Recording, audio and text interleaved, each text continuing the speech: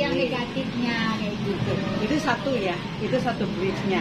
Ada satu bridge lagi, Ibu, gitu lah. Ini kepala saya ini nggak pernah mau diem gitu kan.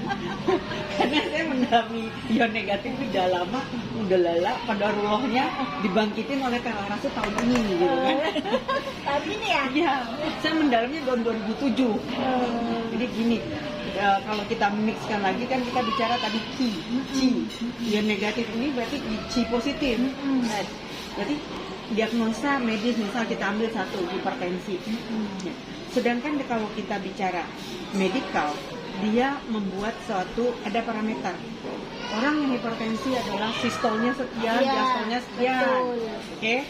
Itu parameter medikal. Tapi kalau di parameter kita menggunakan Qi, dia tidak akan secara kuantitatif, tapi kualitatif. Kualitatif itu adalah balance, holistik. Kalau hipertensi di dalam medikal itu yang mengganggu ada pembuluh darah, kardiovaskular. Oke. Di dalam jalan Qi kita nggak melihat seperti itu. Kita melihat secara holistik. Oke, betul kardiovaskular, berarti dia sistem heart. Kalau sistem heart chaos, maka kemana chaos yang lain? Itu kita bisa akan tanya ke pasien, kamu ada gangguan ini nggak? Yang di dalam medikal itu tidak ditanyakan. Nah, oke. Di dalam Qi itu goalnya cuma satu, menuju balance yin yang dalam 5 unsur di tubuhnya dia, atau dalam 12 organ. Nggak akan mungkin satu organ chaos nggak membuat chaos yang lain. Ya, tapi sudut pandang medikal hanya satu. Kalau sudut pandang Qi tidak. Jadi seperti tadi kita terjemahkan.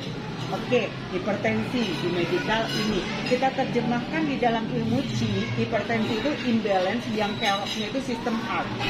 Oke, sistem heart berarti kita membalancekan sistem heart dengan seperti apa? Menempatkan ion-ion negatif. Ion negatif ini kan berarti Qi positif di titik-titik akupunturnya untuk membalancekan sistem heart tadi sehingga semua akan jadi lebih balance. Jadi kembali lagi saya bilang, kita terjemahkan diagnosa medikal ke dalam diagnosa sistem Qi yang di sini bermain biosaver tadi, maka akan keluarlah dos biosavernya berapa. Tergantung nanti titiknya di mana. Jadi kasarnya gini, ada kemarin orang sakitnya sakitnya di ovarium ya, ovarium. Terus dia ada miom lagi. Terus dia ada insomnia juga. Banyak tuh ya, simptomnya banyak, tapi kalau di medikal pasti akan banyak diagnosanya, pasti akan tim dokter yang mengerjakannya, karena bagian-bagian ovarium, bagian miom tuh objin perginya, nek, ke bagian insomnia bisa perginya ke psikiatri.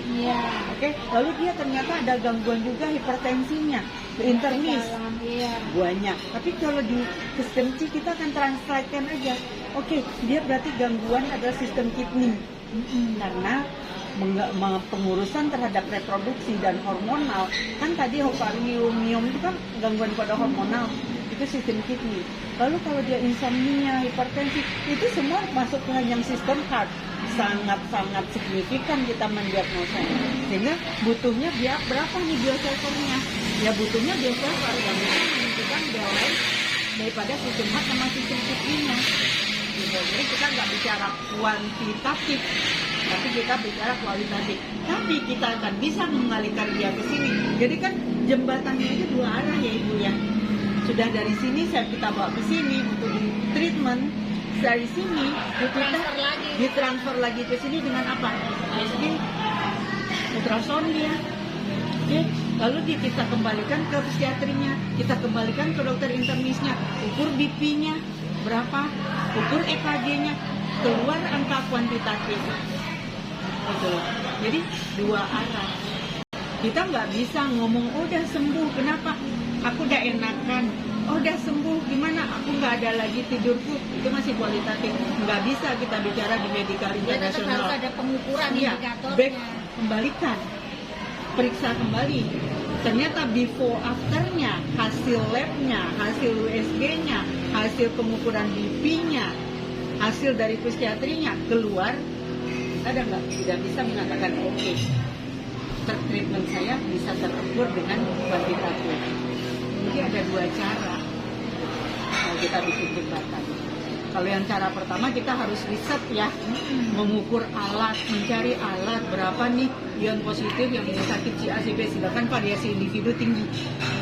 Tapi saya pikir dengan cara kedua, jembatan kedua ini, ini jauh lebih kita bisa lakukan saat ini juga tanpa menunggu riset-riset alat. Tinggal dikembalikan pada Tinggal saat kembalikan.